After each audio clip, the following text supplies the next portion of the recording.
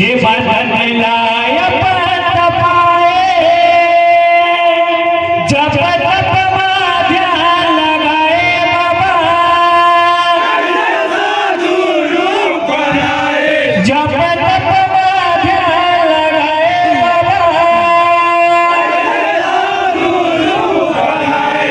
कैसे साधु बनाएगा